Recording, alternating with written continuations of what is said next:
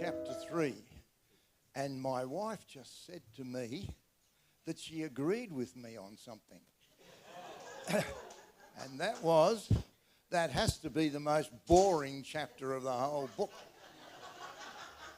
And I'm not sure. When I read it, when Jess gave it to me, you're speaking on chapter 3, can you do that?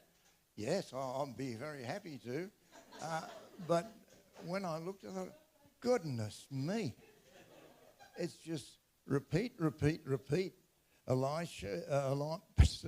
Eliashib, the high priest, and his fellow priests went to work and rebuilt the sheep gate. They dedicated it and set it to the doors in place and built and so on and so on.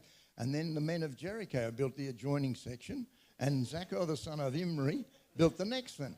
Then the fish gate was built by the sons of Hassanah, and they laid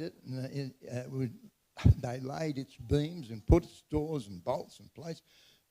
And then Meares, the son of Uriah, the son of Hakak, repaired the next section and so on and so on.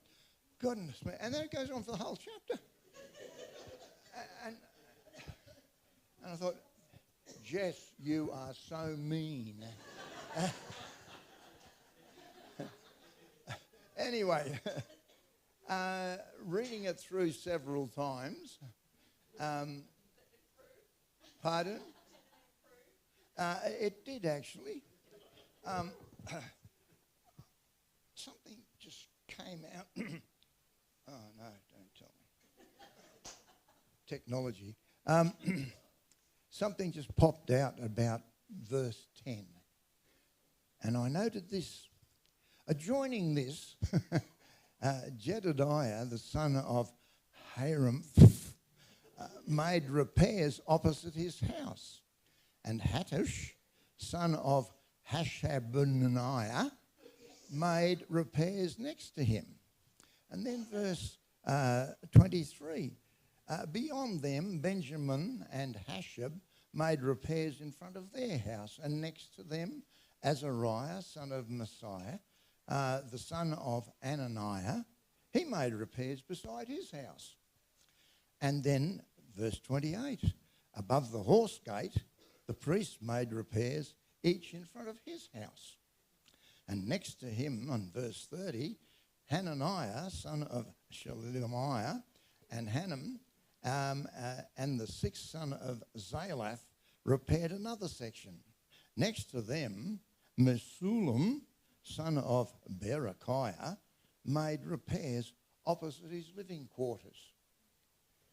What's the common thing through those verses? Right, what was it? They were doing repairs. That's right, they were doing repairs. But it was the whole thing. The whole thing was to repair the wall that had been knocked down, and they were looking for their security there. And I think that this whole book is a great encouragement to us to build our wall, to build what is necessary, build together. And there was this togetherness that is emphasised in this chapter and also throughout the whole book. People working together to achieve a purpose. And I think that's what the idea of the preaching on this whole book of Nehemiah at this time is vitally important. Anyway, out of this boring chapter, I got, the book's not boring, just this chapter. I got this idea, righto. Each family mentioned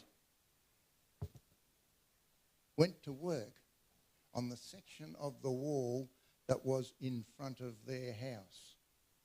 Right? It was there right in front of them. And they went to work. How long had it been that they'd sat there saying, oh, this wall needs rebuilding? And there it was right in front of them all the time. And I think that's something we need to take into account as we look forward.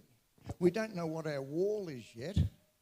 We're still praying that one through to find out just how God wants us to structure our fellowship and how God wants to guide us into the way in which we can be a significant force and significant contributors in the spiritual sense to this community of Highfields. Well, but now, what lessons can we learn from this? And then I started to think, and being an old man, I've got a few memories. Sometimes they're harder to remember than others. But I thought about something that happened to Jenny and I and a lot of other people about 50 years ago. I was graduating from Kenmore Christian College, and goodness me, it's celebrating its 60th anniversary, and I was in the second intake back in 1966. And came the end of the 4 years and people being allotted churches to go to, invitations coming in to students to minister in places all over Australia. And I accepted an invitation to go to a town called Broken Hill. And Broken Hill is right in the middle of Australia, if you don't know where it is. It's about 1,000 kilometres west of Sydney, 500 kilometres northeast of Adelaide, about 300 kilometres northeast of the other town that's down there. And anyway, that's Broken Hill, right in the middle of nowhere. It's a mining community with 3 major mines.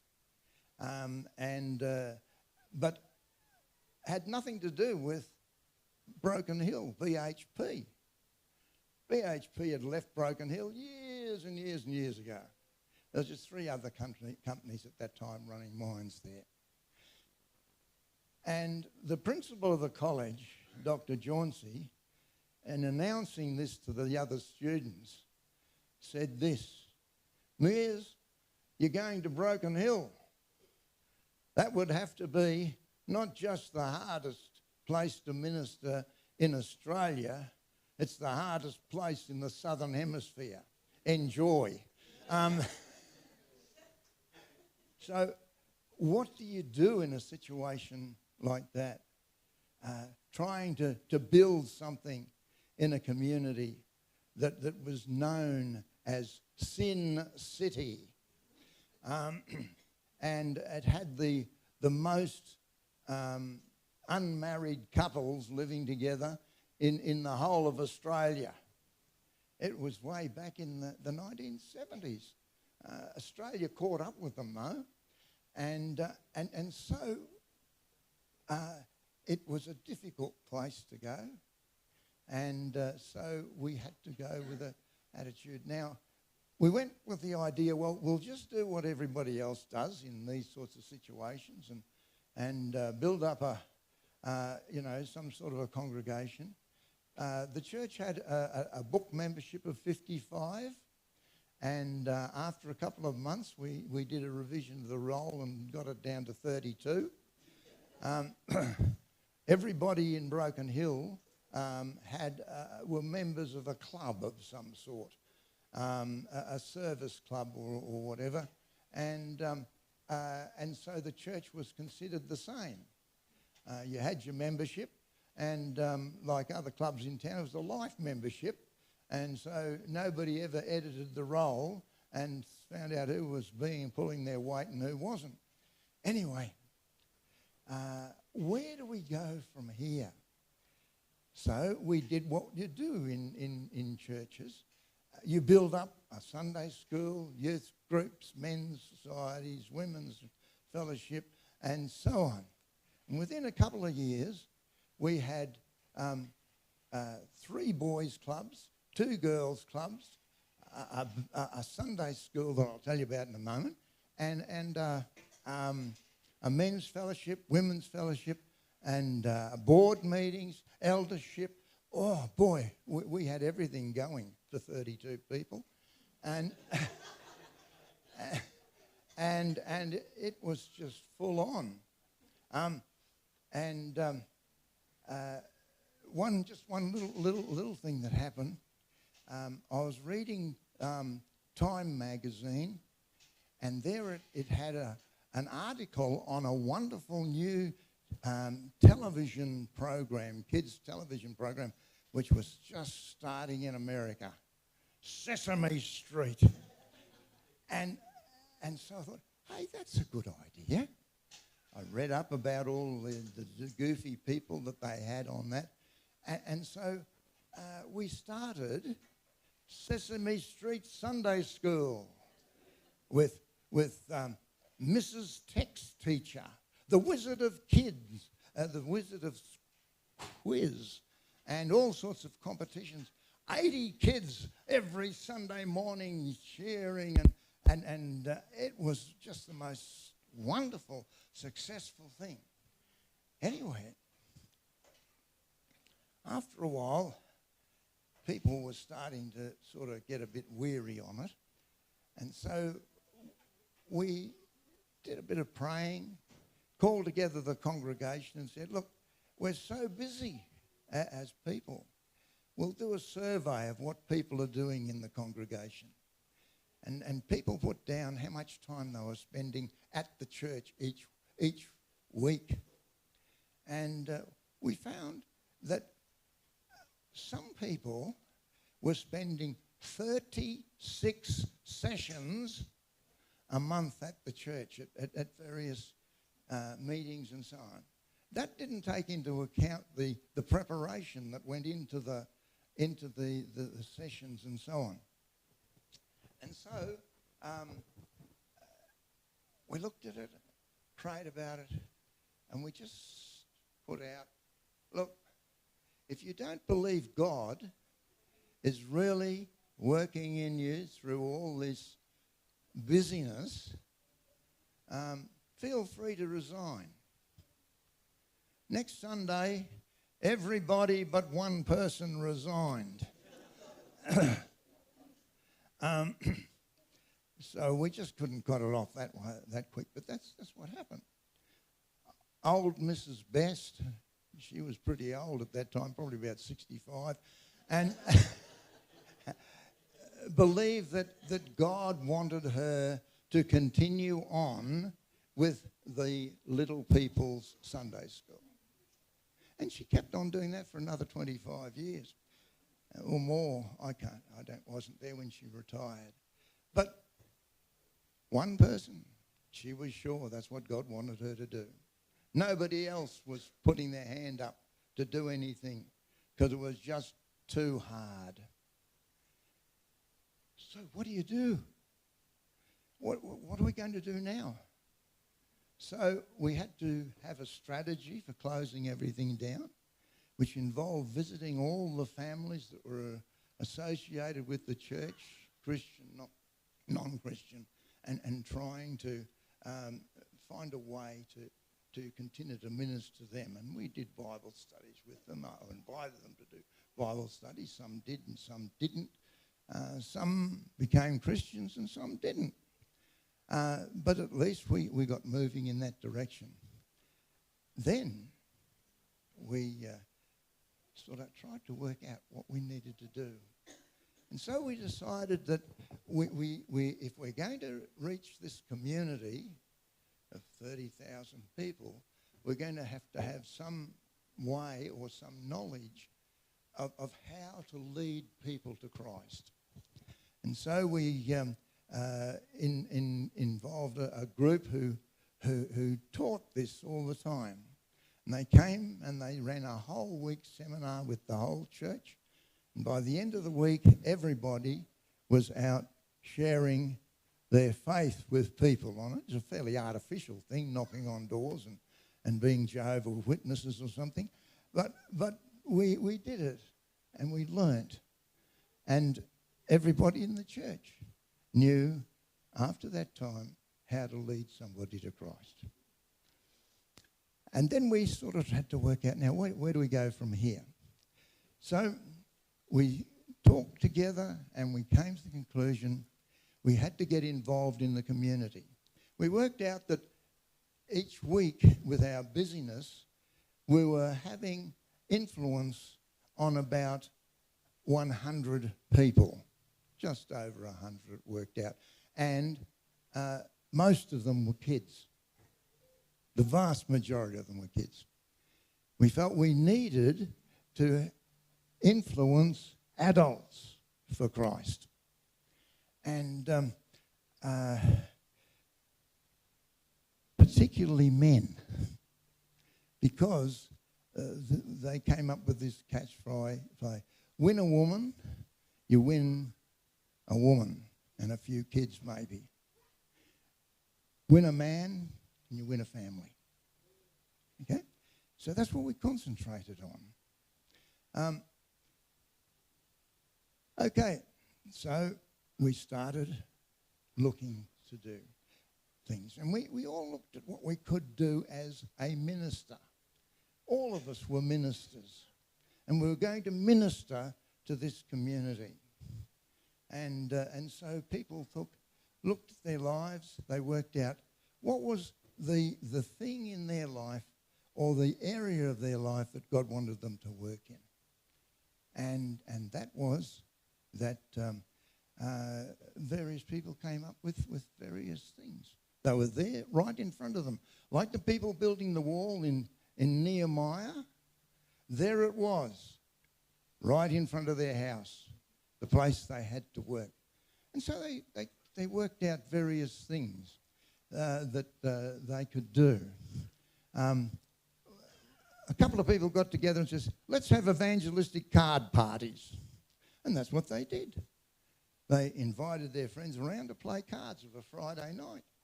And eventually, as they shared together and played cards together, the things about the kingdom of God came up in the conversation.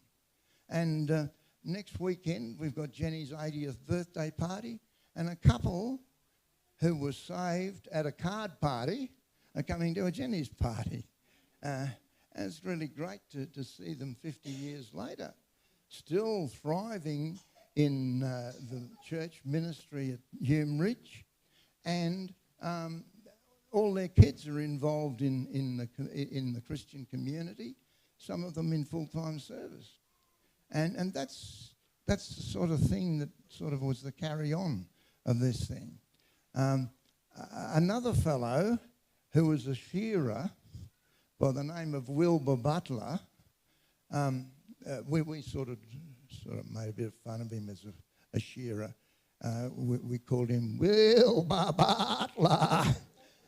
And Wilbur sort of saw a ministry in the outback ministering to shearers. So he joined the shearing team and went shearing in the area.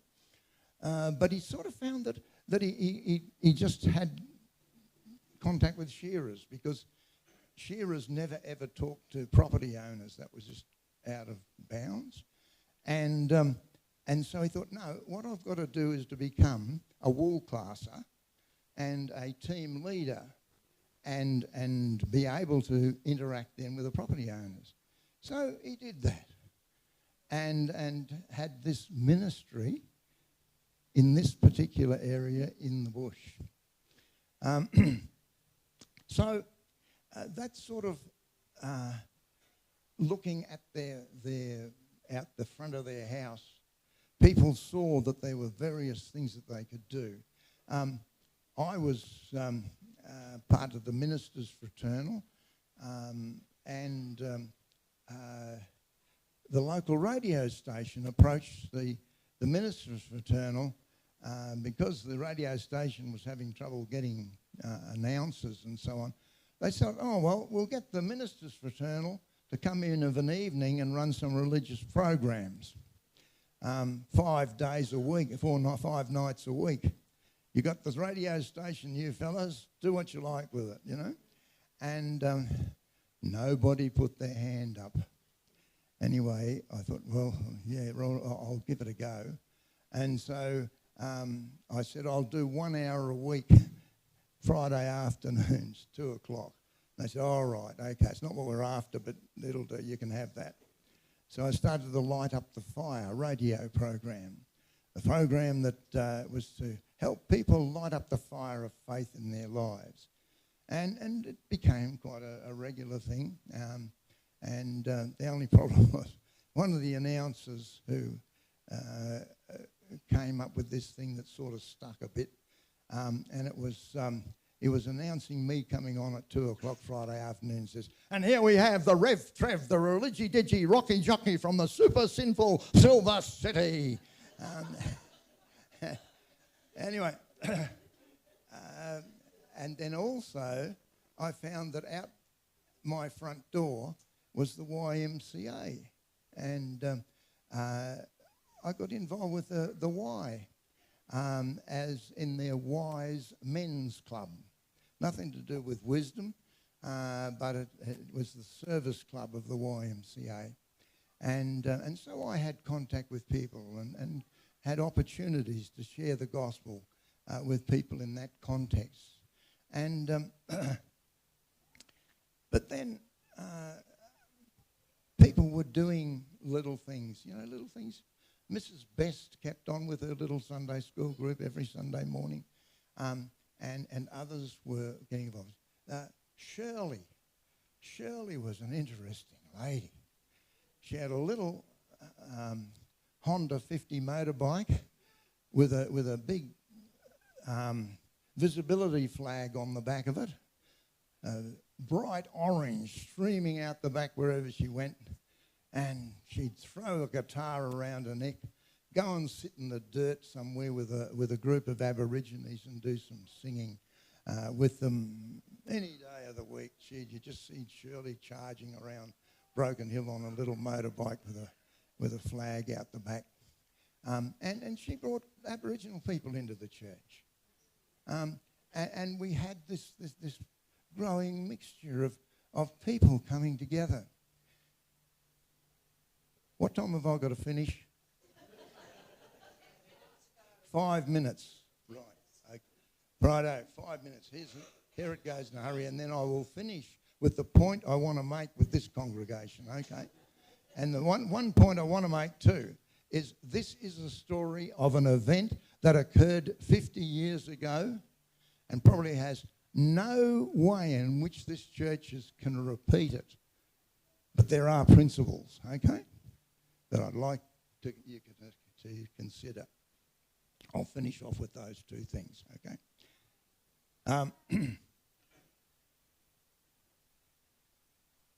A few of the young families discovered that of a Friday and Saturday night, the teenagers of the town were sitting in the gutters down the main street, drinking themselves stupid every Friday and Saturday night. And they felt they had to do something about it. And so they contacted people their own age in other churches and said, hey, will you join us? We'll do something about the young people in this community. It was a bad situation. There was actually one mother would come home of a Friday night with a present with her two teenage daughters. One was 13 and one was 15.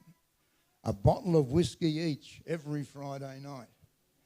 And that seemed to be the general feeling. It was terrible.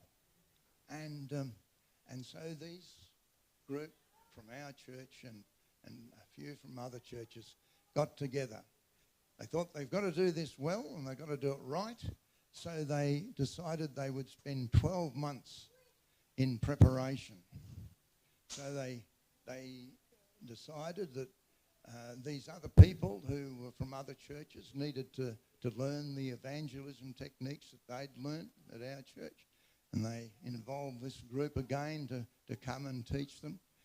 They did arranged a special course with the manager of Lifeline to come and spend a couple of weeks teaching teenage counselling. And then, what else they do? Doesn't matter. And so they got prepared to do this.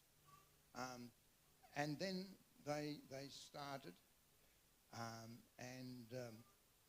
they found one of the old pubs that had closed down in Broken Hill. They found that they could rent it, and they rented this old pub for the whole week. But Friday and Saturday nights they opened it up for kids to come in, and because I'd learnt from the radio station how to run the console and everything, I taught that to one of the other fellas in the church, and we set up the turntable at the drop-in centre, as we called it, at the pub, and the kids had to come in for Friday and Saturday nights requests on the radio, and so that went exceptionally well. But what they decided to do, no evangelism for 12 months. We're just going to go and sit with these kids, find out what they're up to. No, boy, they found that extremely difficult. But they pledged to do that. After about 12 months, well, actually, I wasn't allowed to go near the place because I was known in the town as, you know, one of those weird minister things. And the kids would, you know, catch on that was religious stuff. But we had a flu epidemic or something, and a lot of people weren't able to go, so I went down this night. And this little girl came up to me, who obviously knew who I was, and she just let me have it fair in my face with every foul, filthy, dirty thing that she could come up with. And I just stood there, yeah, okay. Next week, that little girl, whose mother gave her a bottle of whiskey every Friday night, changed just like that. It was the 12 months was up, and this team were well and truly into it. And it happened, and our church filled up with young people from the drop-in centre. Baptisms every week almost. And I got somebody sent me some photos a year or so ago and said, do you know these people, who these people were that you were baptizing? We can't remember them. Can you remember them? No, I can't remember them. Because I didn't baptise all that many people. We had this rule that if you won someone to the Lord, you were the one who baptised them. And with these people who were coming, and everybody was looking for a ministry that they needed. And one kid came up to me, about a 16-year-old, and said, hey, Trev, I don't know what my ministry is. What's my ministry? And I thought, you've only been a Christian 2 months. What you up? You know, what's going on? What you want a ministry? No, I sat down with him and we talked about it, found out where he lived, what sort of family he was in, all that sort of thing. And we walked out of ministry. 2 minutes to go, righto. I better finish with my 2 points. 2 points. And they are,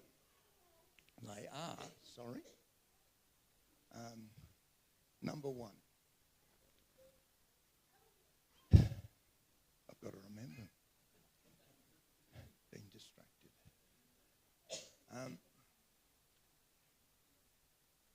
Look around you. Find out what's in front of you. Where you live, what community you live in, who you work with, there it is, your mission field. The other thing I think we need to remember as a church, and this is not a dictate, it's just something I'm suggesting. What we need to remember as a church is that we, along with the other Christians in Highfield, are the only people who can bring or lead people into a relationship with Jesus Christ in this community.